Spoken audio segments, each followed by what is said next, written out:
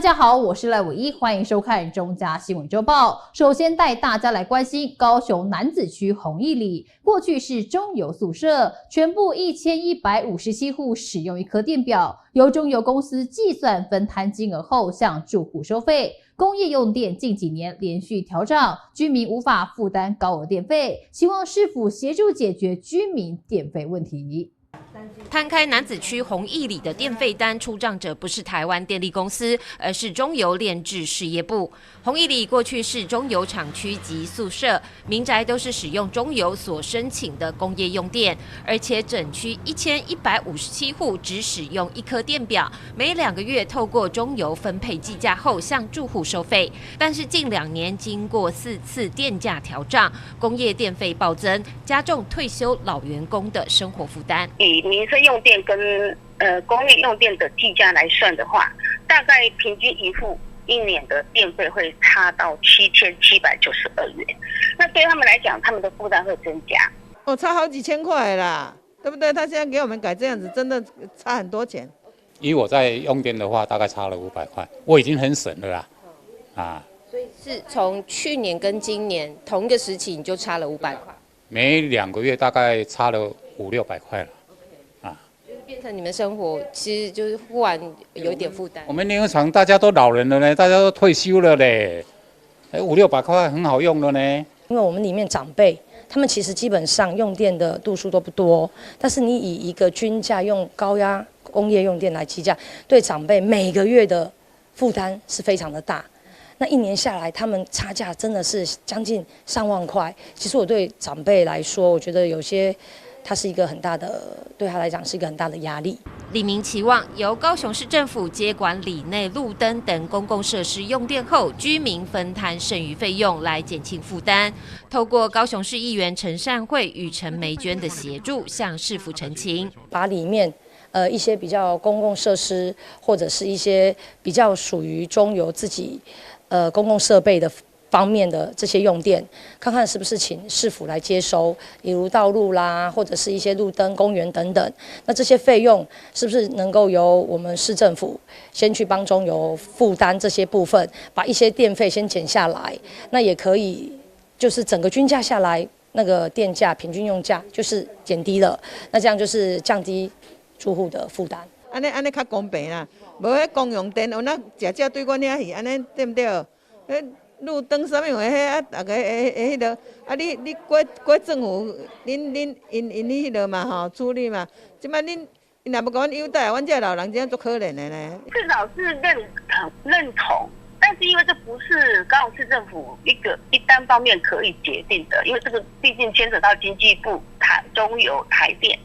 还有一些法规的问题，所以可能这条路要走还有一段路啦。但是毕竟我觉得。既然市长已经释出这个善意，表示我们还是有一个好的开始嘛。那后面该大家一起怎么样来合作，把这件事情能够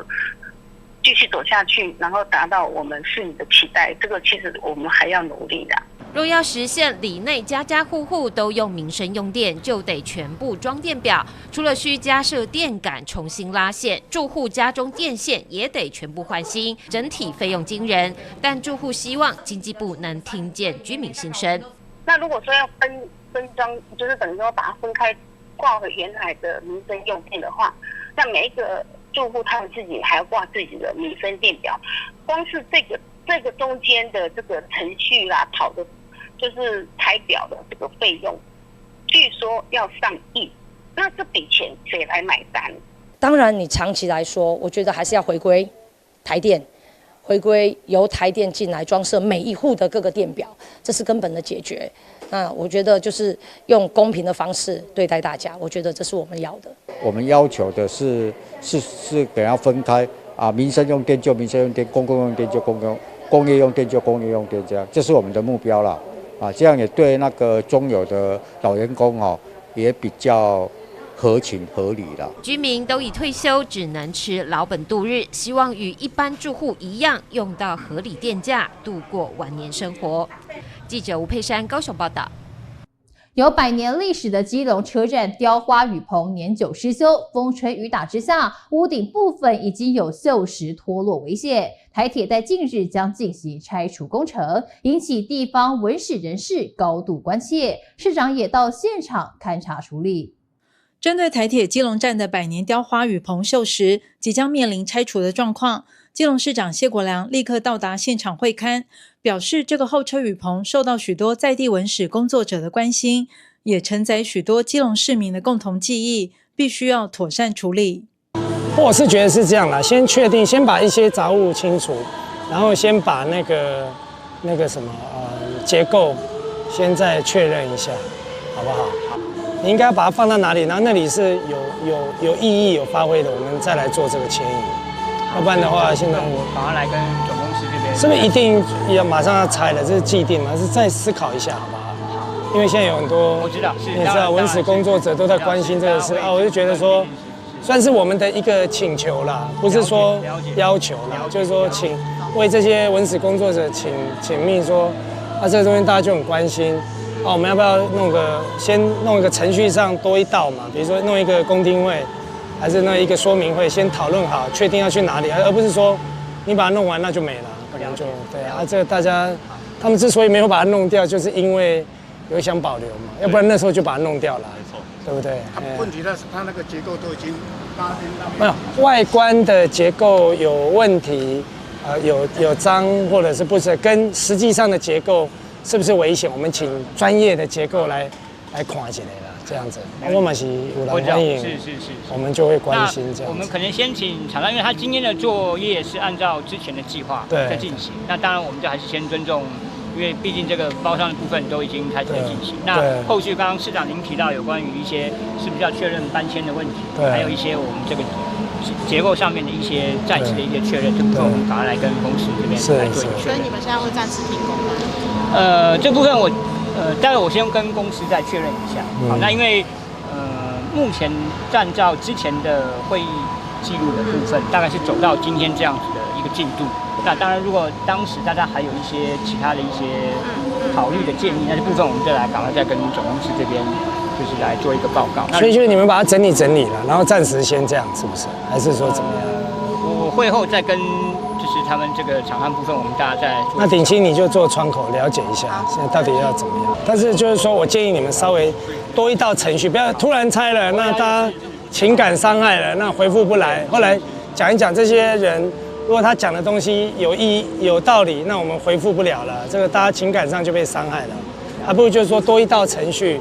在你们也弄个说明会啊，然后让大家可以稍微参与，地方参与多一点这样。市长谢国良最后表示，首先要请结构技师评估确认安全，再针对这个雨棚，如果需要拆除，是否迁移他处来保护，必须在公共安全及文资价值来取得平衡。记者黄日升、陈淑平基隆报道。奇美医疗体系跟台湾阿斯特捷利康公司日前共同签署临床试验计划合作备忘录。因为奇美医疗体系在台南总病床数接近2600床，总门诊人数每天约9500人，已经具有卓越的临床研究水准。结合现拥有全球疾病药物治疗领域领导地位的台湾 AZ， 将使临床试验发展迈向新的里程碑，渴望争取医疗资源跟国际接轨，加速新药本土临床试验研究跟上市。为了提升医师参与临床新药研究的能力，提供患者最新的医疗照护与诊断品质，奇美医院与台湾 AZ 共同签署临床试验计划。因为 AZ 在医药界是以创新闻名，那么它有非常多新的药物、先进的治疗方式。那么如果能够引进台湾，一定可以顺利帮忙台湾，我们能够达成癌症死亡率下降1/3的目标。将挂牌质证给奇美医院，这次合作结合奇美体系的临床研究，与台湾 AZ 在全球疾病药物治疗领域，要让临床试验发展迈向新的里程碑。奇美其实在quality 上面都非常的棒，那也经过了很多法规上面的审核，然后也一直不断的优化 clinical trial 的 recruitment 跟 process， 所以其实也非常开心可以再次与奇美继续合作，加速这个clinical trial， 帮助更多的病人引进更新的药物。奇美医院和台湾 AD 至今累积超过20件的癌症新药试验，相信未来不论是在学术研究或病人临床治疗上，都能替病人争取更多的治疗机会。记者盛怀谈的报道。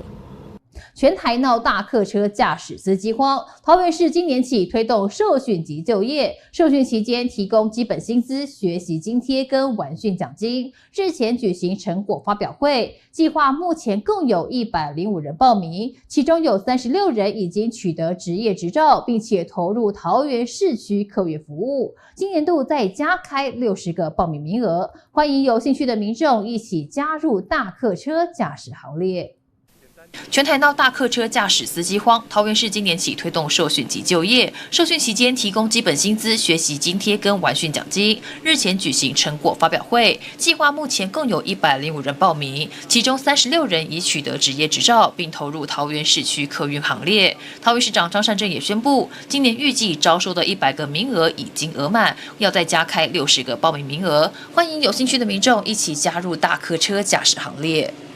那么我们曾经试过，配合客运业者在薪资上面做补贴，但是呢，成效有限。我们觉得正本清源，应该是设法去把持有大客车驾照的朋友的人数能够增加。所以我们从今年开始，试办我们所谓的受训及就业。换句话说，受训5个月的期间，就能够领到基本的津贴。那我们今年的目标是，希望通过客运业者的口试以后，能够开始到驾训班受训的朋友，今年能够至少有100位。张善政市长表示，疫情期间因客运需求下降，大量公车司机转职，疫情过后人力仍未回流，造成国内公车司机短缺难题。而这项挑战绝非单一县市得以克服，期盼各县市携手推动大客车驾驶培训工作，共同疏解全台大客车驾驶员不足的问题。我们在9月中100位已经达标，所以我们市政府马上再加码，再加60位，希望今年可以有160位进入驾训班受训。那么也就是说，160位受训的朋友，我们希望说至少有100位能够通过这个考照的程序。目前我们桃园缺人的人数有230位，今年如果能够有超过100位的填补，那么换句话说，我们这个缺人的人数今年可以减掉1半。明年还会继续努力，至少也是100位，希望能够尽快把这个桃园大客车驾驶缺人的问题赶快解决，恢复公车正常的发班，改善我们公车的服务品质。已经完成受训并已经入职桃园客运的学员徐正培表示，在参加计划之前并没有开过大车，以前会担心受训期间没有收入难以生活，现在市府有这样的计划就让人很安心，也会吸引更多有意愿的人加入驾驶司机的行列。因为我们都是没有开过大车的人，那透过这个计划可以提前摸到车子，那你就是说你上路的时候你就不用害怕，可以直接开，对。然后这中间你会遇到很多学长他们会愿意分享知识比如说这个弯要怎么转，然后车子的性能要怎么保养，对，学长都很乐意分享。因为以前就是学习的时候，可能就会担心说没有薪水后可能会生活有点困难。那因为看到这个补助好像还不错，对，所以就是。那原本就有大客车执照吗？没有，我没有开过。是进来之后还就是考照配合这样。交通局表示，市府将持续关注业者驾驶聘征情形，定期检讨驾驶人力，并逐步增加公车路线班次，解决尖峰时段乘客的候车问题，并将在明年初及寒假期间进行市区客运服务能量盘点，确保新学期能够增加班次，满足学生及民众的乘车需求。记者赖伟一投影报道。为了疏解疫情后观光产业复苏、饭店旅馆业基层人力缺乏问题，劳动部云嘉南分署补助台南市观光协会开办防务人员训练班，学员经过训练后就能够直接到台南市5间知名饭店工作，除了保证就业，还有就业奖励金可以领。欢迎有意愿的民众报名参加。无论是整理枕头、棉被或是换床单，每个步骤都要注意细节，不能马虎。而且一间房最慢40分钟内就要完成，虽然辛苦，不过只要有兴趣、愿意挑战，都有满满的成就感。客人打开房间，看到房间这么舒服、漂亮的环境，就是让人家觉得入住很快乐。房屋这个一块就是基本上只有涉略一点点，所以我想要多学习一点。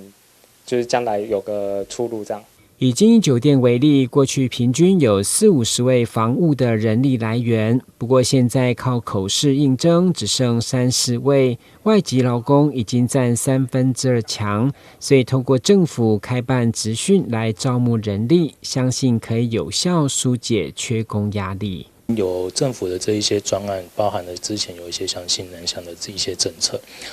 导致我们开始在中高龄的妇女。他们会比较愿意再重新回到职场来上班，然后还有像一些我们目前房屋部大概有2/3的人力，其实都是透过一些新南向的计划，招募到一些外籍的学生，慢慢把这个缺口给补齐。面对观光业缺工需求，劳动部云嘉南分署补助台南市观光协会开办为期1个月的房务训练班，鼓励失业或待业民众来报名，不只保证就业，还有就业奖励金，最高1万元，可领12个月。学员在完成154小时的专业训练后，就能领到5000元的结训奖金，还可以直接到合作饭店就业。若经过我们就业中心推荐至合作饭店上班，并稳定就业，每月可再领6000至1万元的就业奖励金，最长可领到12个月。有兴趣的待业民众可报名职训课程，政府这边会补助80%以上的训练费用，欢迎来学一技之长。该职训课程持续因应市场需求，欢迎口耳相传，创造民众和企业双赢的局面。记者郭文吉台南报道。台湾农民的保险包含农民健康保险，给付内容包含生育给付、身心障碍给付跟丧葬津贴。现在农民的职业灾害保险还多了职业伤病给付、就医津贴等，让农民在工作中遭遇意外或发生疾病时，也能获得医疗支持跟经济补偿。带您一块来了解。台南市一名46岁林先生，因为从事养猪的工作，长期下来造成手指麻木合并疼痛，经过医师的诊断是双侧重度的晚睡到症候群，后来接受手术的治疗才改善。因为林先生本身投保农保与农民职业灾害保险，后来经过奇美医院职业医学科的诊断与访视，成功申请到伤病给付。这个个案啊，他是因为在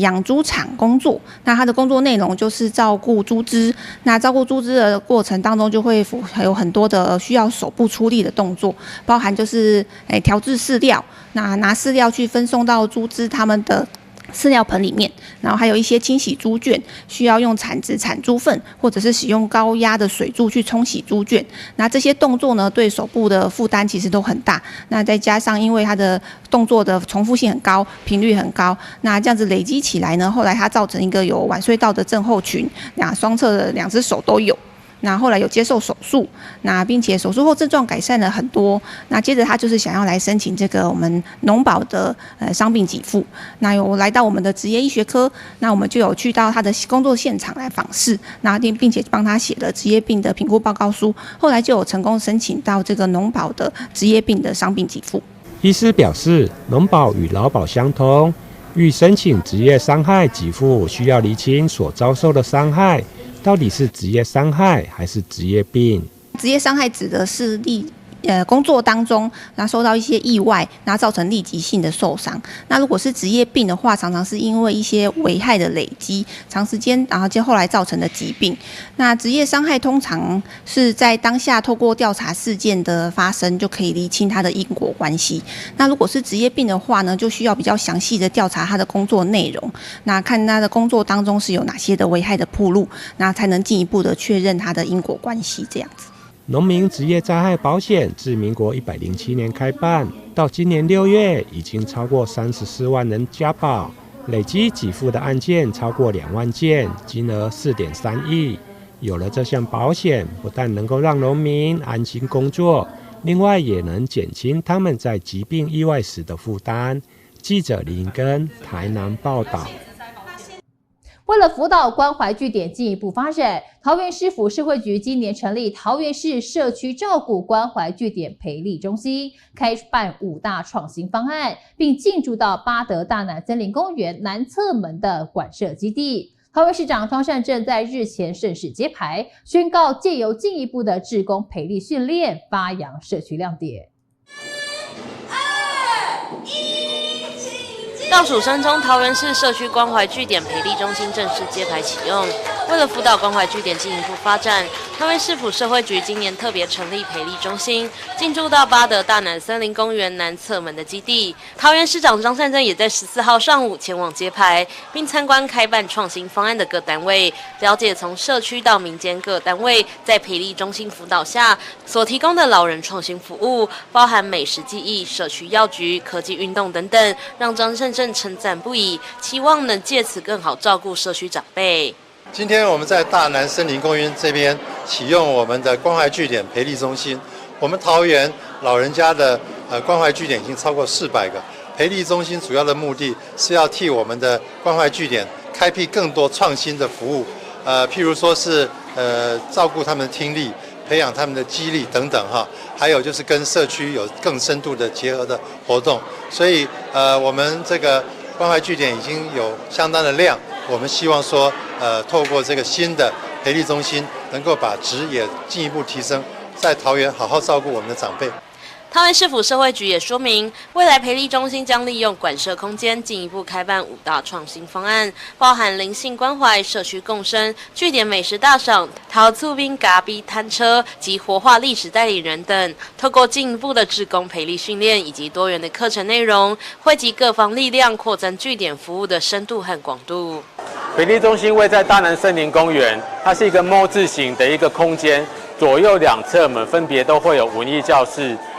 相关的提供相关的体适能的空间，然后也包括一些视听教室，可以提供他们歌唱或者相关的一个娱乐所使用。后续如果有相关的团体或者是据点的一个志工想进驻的话，非常欢迎他们，我们可以进行一些培力跟相关的一个服务。目前桃园市的据点有416个据点，也包括文件站39个文件站。后续我们希望利用这个培训中心培训更多的一个志工跟相关的一个长辈，让他们的相关的肌力训练、用药安全，还有大概防跌相关的一个创新方案，也包括了一些长辈最重视的一个听力问题、跟用餐问题、跟健康问题。我们这部分都会促进，然后更加一些创新的一个方案，请他们提供相关的一个协助，让桃园的据点可以除了电话问安、关怀访视之外，有更多的一个创新服务。根据统计，目前全桃园市共有416处社区照顾关怀据点，涵盖超过65%。因此，社会局期盼透过培力中心来创新与优化长者的照顾服务，打造桃园成为健康宜居、在地安老的好环境。记者刘婷台湾报道。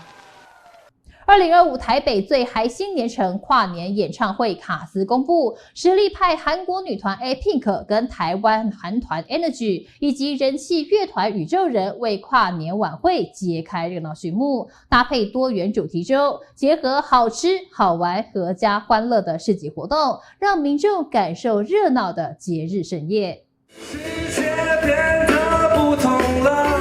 我的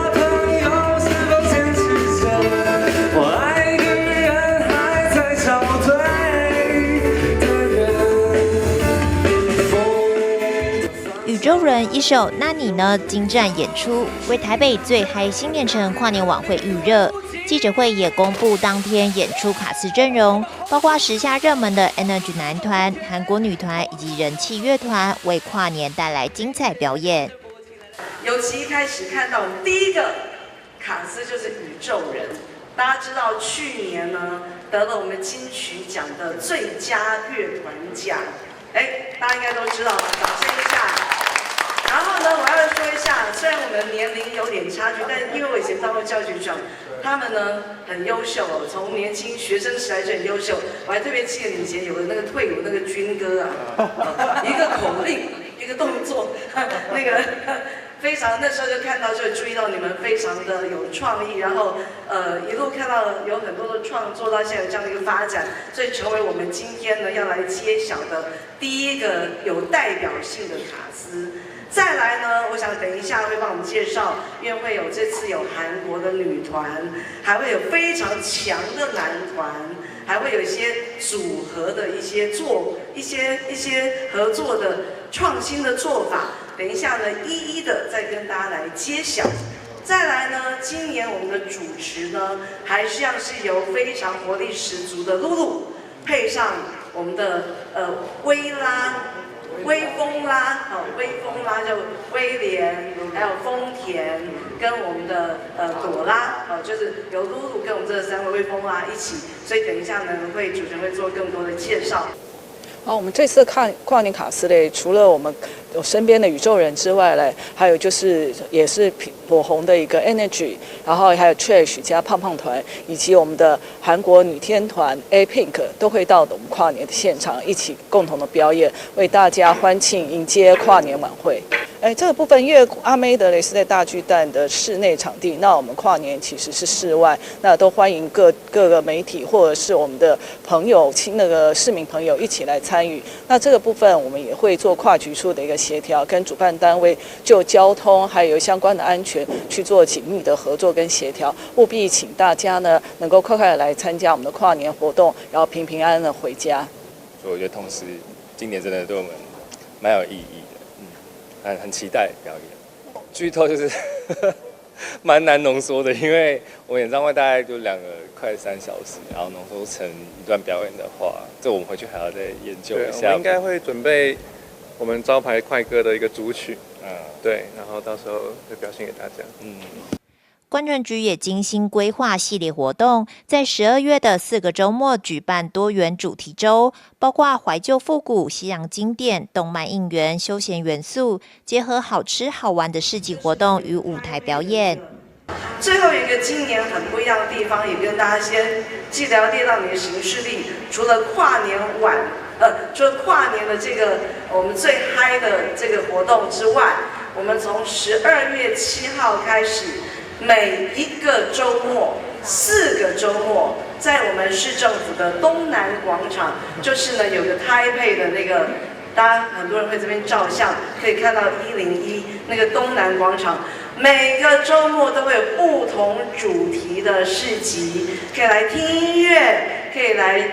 看表演，还会有好的市集。所以呢，欢迎大家每个周末，再加上12月31号跨年到明年2025的1月1号，欢迎都在我们市政府附近，你都会找到很多的你生活中的精彩。其实跨年晚会呢，我们办了20几年，我们一直希望带给大家一个不同的一个新的体验。那所以每年我们都会求新求变。那今年特别除了是在我们之后也会公布的多元舞台之外，我们在跨年前夕嘞做这个多元的市集，也希望就是在台北市，其实在年底的时候有非常多的活动，那各区都非常的热闹。那在信义区的部分，我们希望能够再加重我们的一些跨年的氛围，所以我们每个周末日嘞都举办市集。那也希望市民朋友除了就在新北嘞有耶诞城之外，我们台北也有一个跨年的那个新年城的活动，能够希望大家一起到年底的时候都来我们大台北地区来一起欢庆我们的一些相关的节庆活动。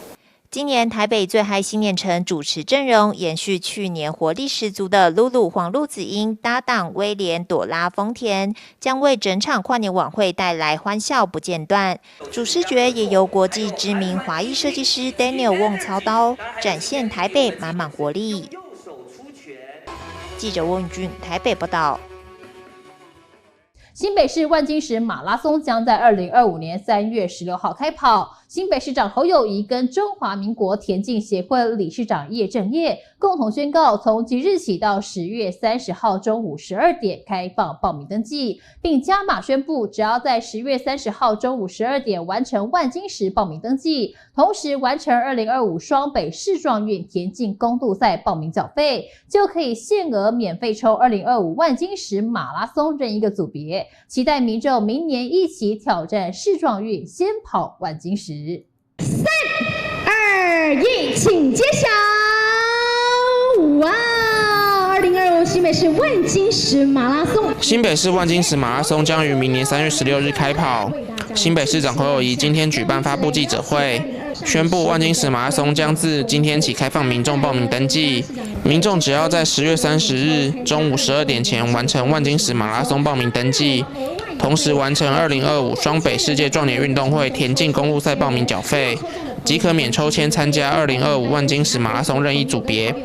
马拉松组及挑战马组各开放1000个名额，额满为止。新北市长侯友宜表示，2025新北市万金石马拉松将在3月16日举行。万金石马拉松是全台唯一符合全球25场金标签资格的赛事，邀请民众挑战世壮运，先跑万金石。世界田径总会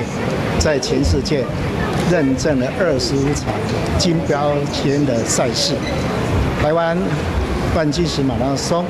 是金标签的25场的之一，所以跑万金石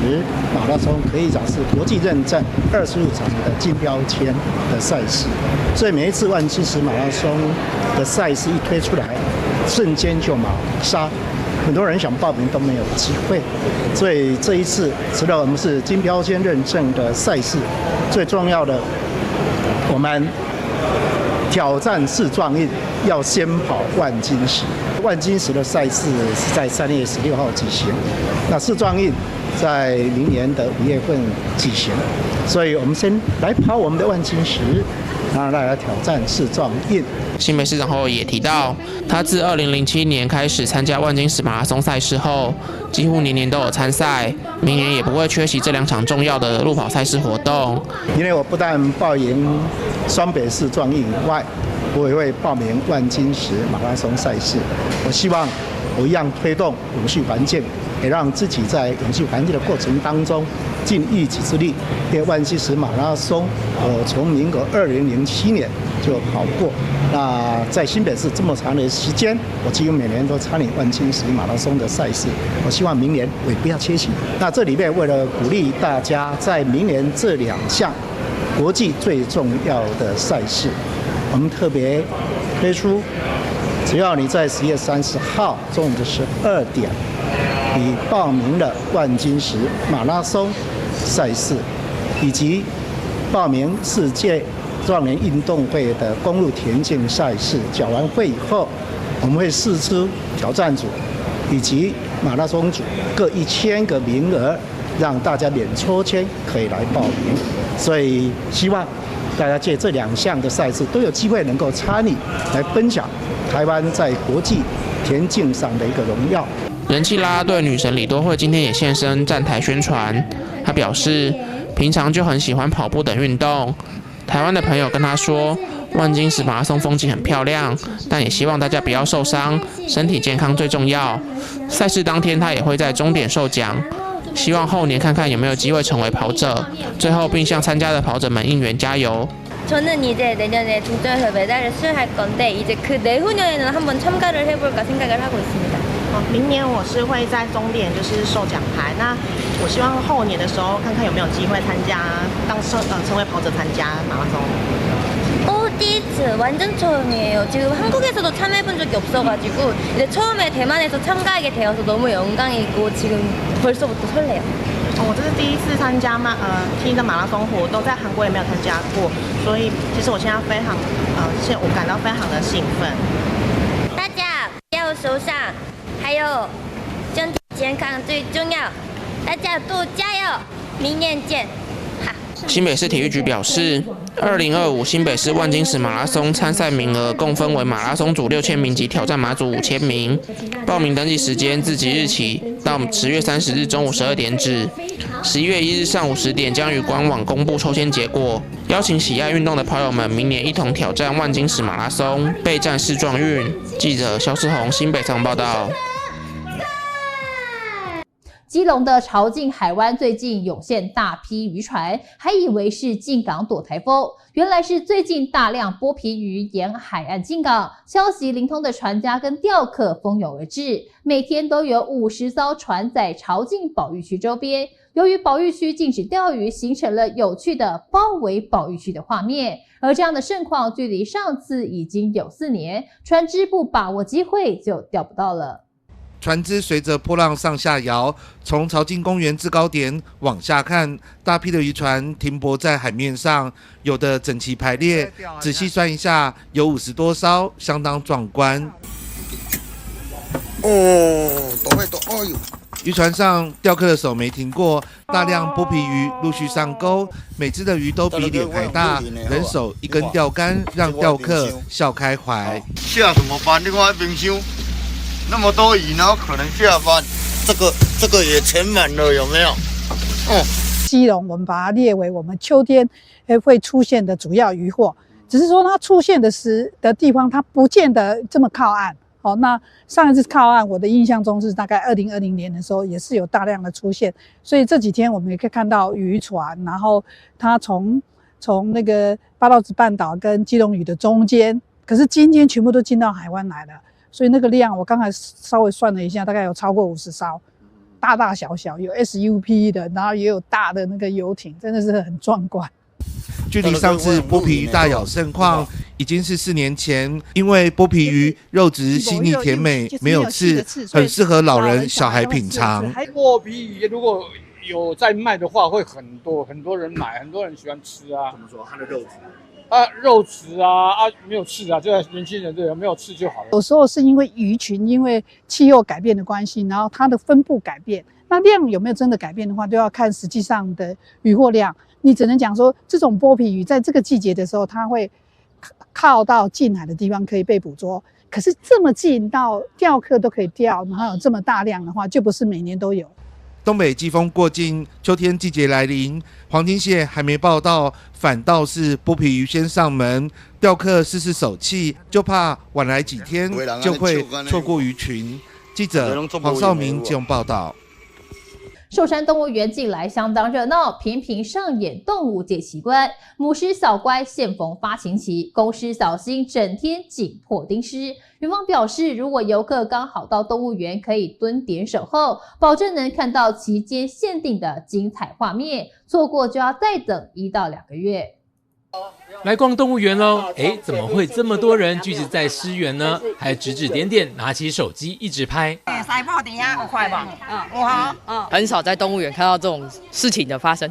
很少见的，而且有点好奇，我为什么会咬它？公司那边要干啥呀？真的很好奇。原来最近的狮园内频频上演动物界的奇观，母狮小乖现在正逢发情期，公狮小新整天紧迫盯狮，不止时常低吼，更不时上演压制秀，让民众大开眼界。食这大汉啊，看到迄在遐咧吼交配吼啊，长知识安尼来，长知识，大开眼界。公狮跟母狮在交配的时候，公狮它的生殖器有倒钩的刺，会诱发母狮排卵，达到一个受精的一个效果。顺便把前一任狮子的所留下来的生殖细胞把它刮出来，确定说生出来小孩是它的。母狮会很疼痛，会转过来想要去咬公狮，公狮一定要稍微的咬住，就是没有很用力，就是含住母狮的脖子，避免说公狮交配完下来，母狮会反过来咬它。自然界上演生存法则，动物出现少见行为，让参观的小朋友感到相当好奇。家长和老师也会懂得把握机会，教育下一代，正是动物延续生命的方程式。看狮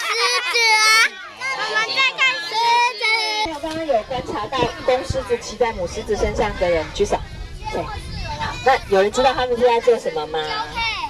对，那交配是为了什么呢？生小宝宝。对，没错，这是他们大自然中要诞生下一代很重要的行为。甜蜜蜜的画面闪瞎了不少民众，也敲完小狮子的诞生。不过会不会有下一代？园方说要赌赌看，因为从去年配对到现在还没有结果，会不会有新生命的到来？大家可以一起期待。记者张世明高雄报道。萌萌的宠物是许多饲主心中的最爱，所养的种类也越来越五花八门。近来少见的陆龟成为许多饲主新选择的对象。由于饲养方便、不吵不闹的呆萌个性，让陆龟饲养圈越来越大，甚至定期办理龟聚，彼此交流比较相当有趣。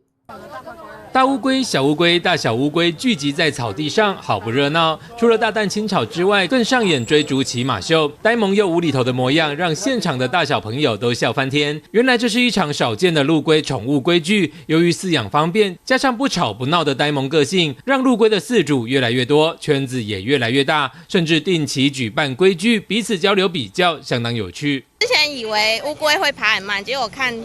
其实他们爬行的速度蛮快的，还蛮可爱的，很疗愈。喜欢看它走路就是慢慢的，然后腿又很粗，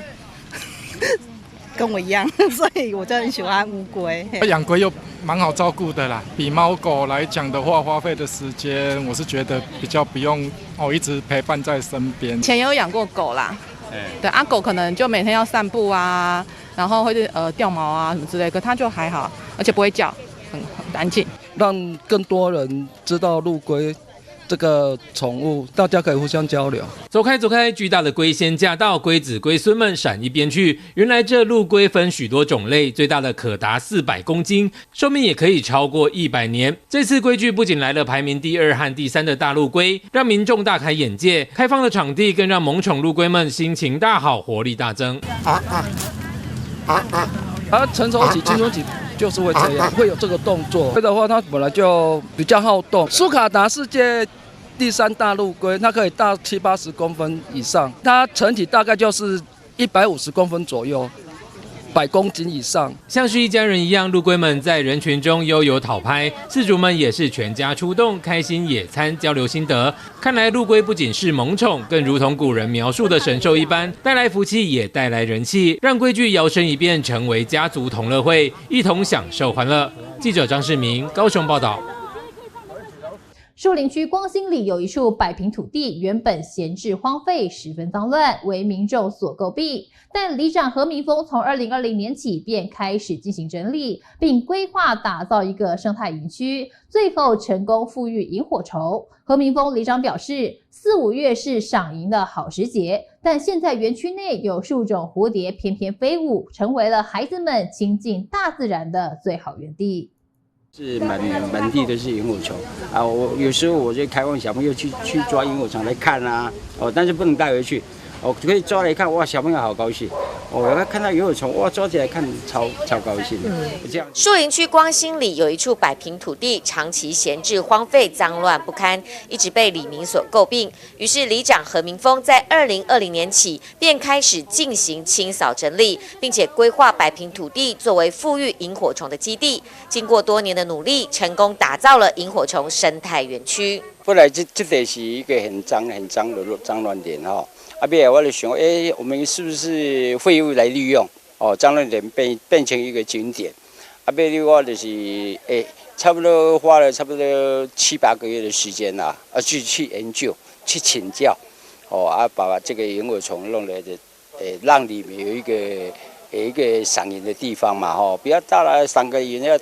跑去很远的地方去。光兴里长何明峰说，他花了7、8个月的时间去研究请教，把环境改善成萤火虫可以栖息的生态园区，让里民赏萤可以不用大老远的跑到郊区，只要是环境好，即使在市区内也能有赏萤的机会，而且不止晚上可以赏萤，白天还可以赏蝶。希望说我们的里民啦，大家欢迎民众有空就来这边赏萤，白天可以赏蝶啊。我们白天里面种了很多的花，这蝴蝶蛮多的啦，很多种的蝴蝶，也欢迎大家来这边赏萤又赏蝶。由于萤火虫必须在水源干净处产卵，还得避免光害。何明峰里长说，水源是取自大同山的山泉水，同时也提供了萤火虫的食物田螺，环境除草也不能够有杀虫剂，这些都是环境友善的一环。也借此机会教育小朋友要好好的对待我们的环境。这个萤火虫最主要就是怕光害嘛，怕这个环境要干净嘛，水源要干净。我们的水就是为山顶从大龙山那边接水接过来的，我们的水都是山泉水，都是用山泉水。那里面萤火虫呢，食物就是一般人讲萤火虫吃什么他也不知道，萤火虫不是吃素，是吃草，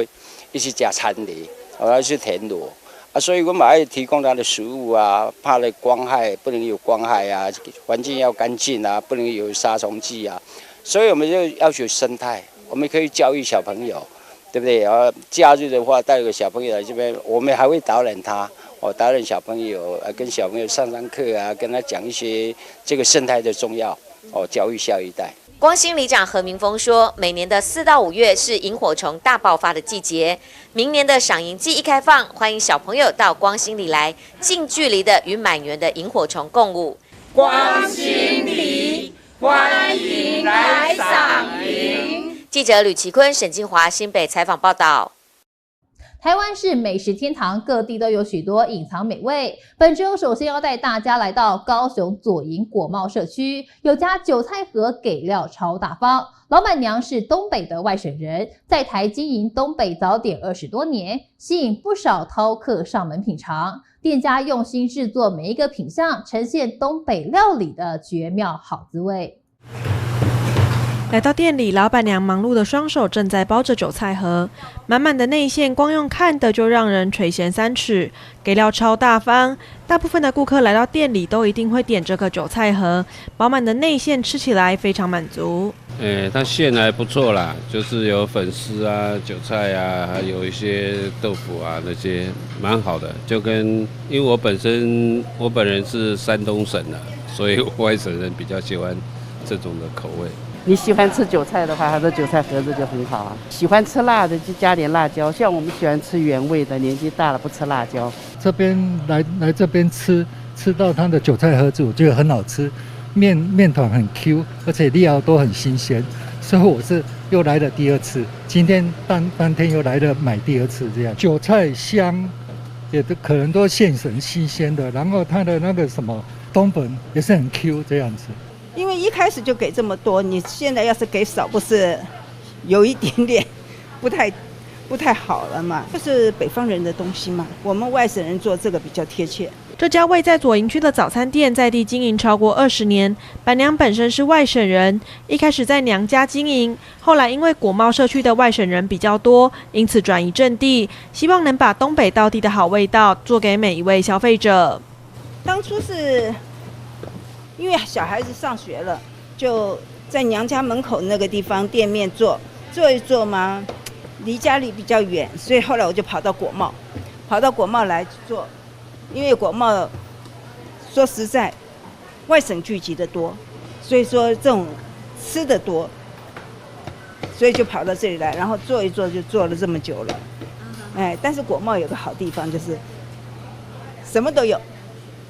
本省的、外省的什么都有。客人也是本省对，而且很多像假日的话哈，很多那个外地的人来，外地客人特别多。各样的饼类陈列在架上，道地的滋味加上饱满的馅料，深受老饕们喜爱。商品全部都由店家亲手制作，太晚来部分商品还可能买不到。如果有到果贸社区，不妨可以到店品尝这个独特的东北好滋味。记者周福庆、陈映君高雄报道。对于市场卖的平价寿司，你有什么样的想象呢？在楠梓区的莒光市场就有一间现做的创意寿司店，他们将店面高单价的品项带进来市场，让顾客可以用平价的价格吃到美味多样的寿司。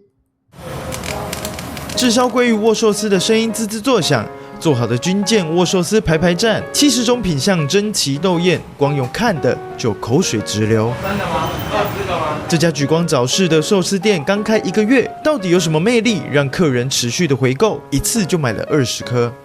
因为我先生在健身，他很想要补充蛋白质，所以他也是点了20颗。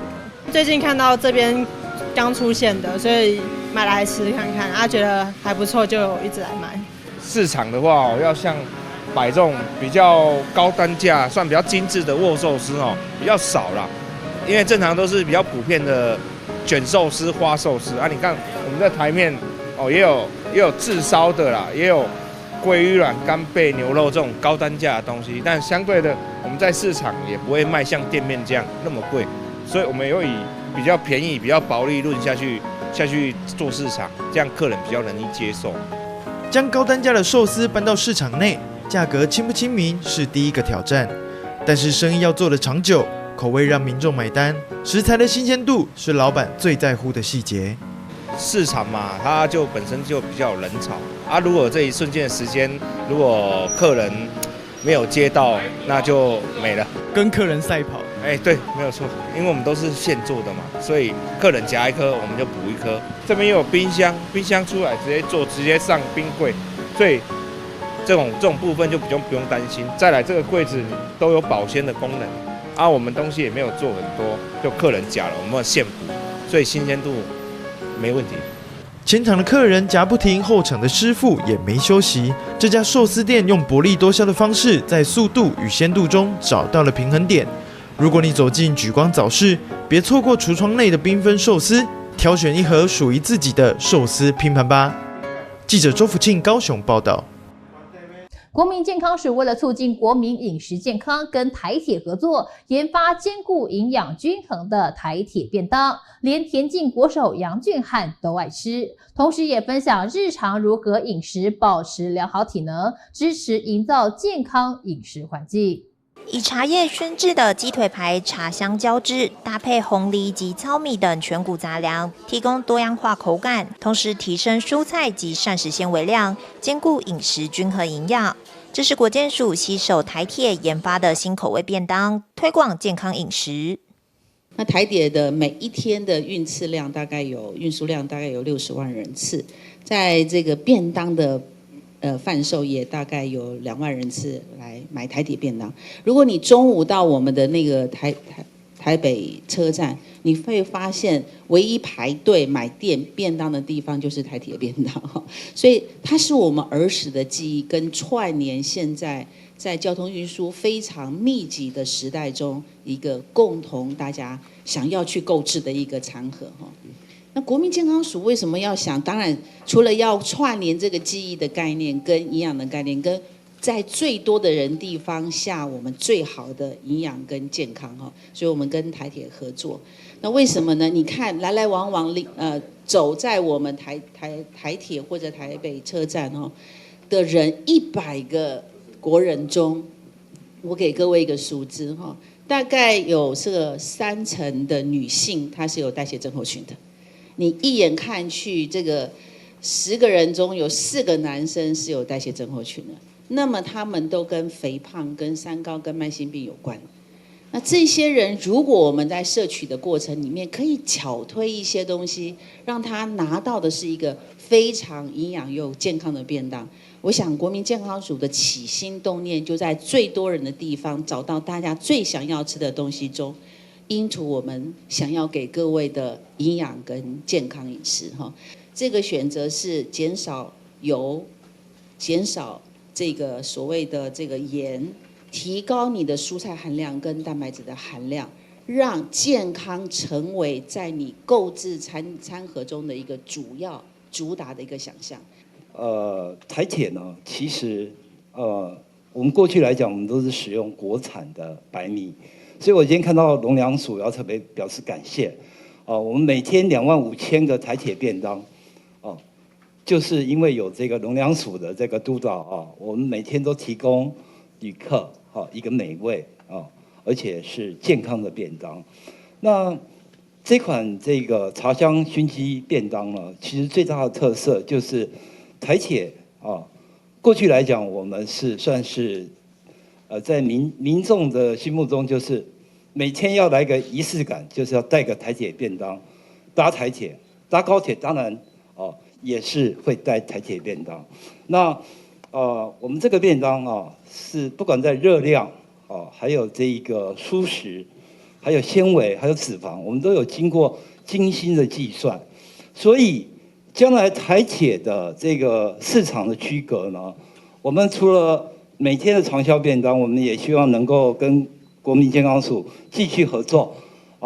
能够再推出对于国民健康每天都非常营养美味的可口的一个联名便当。其实农业部包括我们农粮署的团队，其实从111年的食农教育法公布之后，我们也一直在致力于饮食跟我们的环境跟我们的农业去做一些连结。所以我们今天跟国健署跟台铁的合作，我们这场记者会其实跟署里面跟部里面在推动食农教育的这样的精神，其实是完全契合的。那我也特别要提那个台铁其实我们常常都会说它是被火车耽误的便当店呐。那我们农粮署在辖下辅导了非常多的米也好，或是我们杂粮或者我们蔬菜水果产业。那我也很期待未来有更多的机会，把国内的这么品质好，那甚至都是有产销履历的我们的米、我们的杂粮、我们的蔬菜水果，都可以跟台铁来做合作。那相信藉由这样子的一个政府机关跟我们的业界的一个串联的话，其实可以把很多均衡饮食的概念跟我们在地地产地销的概念去传达给我们的国人。田径短跑国手杨娟翰也现身分享自己长保体态的日常饮食技巧，认为这款新口味便当会是他调配饮食的选择之一。像我们在左训中心做训练的时候，是会有营养师以及厨师在餐厅去合作每一天的一些餐饮的部分。那当然不外乎就是如果在外面做异地训练或者比赛的时候，难免都还是有外食的机会。那我们就要尽量的在不管是餐厅啊，或者是超市去选择比较接近原型或者是说健康的食物这样。像是刚刚的介绍来说，其实我自己本身其实也是非常蛮常去购买那个台铁便当，虽然我坐的是高铁，但是我都会走去台铁的便当那边去购买，然后去做搭乘。当然就是现在推出这款便当，前面有提到就是它在淀粉的使用上面有多了一些五谷杂粮，然后跟一些其他的原型食物。那在我的平常的饮食习惯来说，就会更符合我的需求。这一款便当里面的食材皆使用国产的全谷杂粮类，包括白米、糙米、红藜还有玉米等。那我们可以看到糙米的话，它含有丰富的膳食纤维、维生素 B 群、维生素 E。那膳食纤维它可以帮助我们肠胃的蠕动，帮助排便顺畅。那我们的红藜呢，它拥有谷类的红宝石的美誉。那另外我们的红藜，它的蛋白质是白米的2倍，含有许多人体无法自行合成的必需氨基酸。那包含丰富的膳食纤维，可以维持我们肠道的健康。另外也富含丰富的矿物质，能够帮助我们生理的调节。那玉米呢，它含有叶黄素、玉米黄素、维生素 A、维生素 C、维生素 C， 另外还有铁跟钙等营养素，那也可以促进我们新陈代谢。那此款茶香熏鸡便当呢，就是不仅营养，而且希望可以延续我们台铁便当的好味道。它的主菜呢，茶香熏鸡是使用去骨国产的鸡腿排，而且特别是搭配了我们北部在地文山的包种茶来进行熏制的。那延续刚才组长讲的，就是国人膳食纤维摄取不足，然后精致主食摄取过多，因此我们这一款茶香熏鸡便当呢，跟我们传统台铁的排骨便当相比，它的蔬菜含量是增加25%，纤维更是增加176%，脂肪是下降32%。茶香熏鸡便当透过增加蔬菜和全谷杂粮的摄取，减少油炸与高钠食材，帮助国人从日常饮食远离慢性疾病。国健署也呼吁更多餐饮业者参与推广行列，提供国人更多营养健康餐食。记者翁俊台北报道。以上就是本周的中嘉新闻周报，感谢你的收看，我们再会。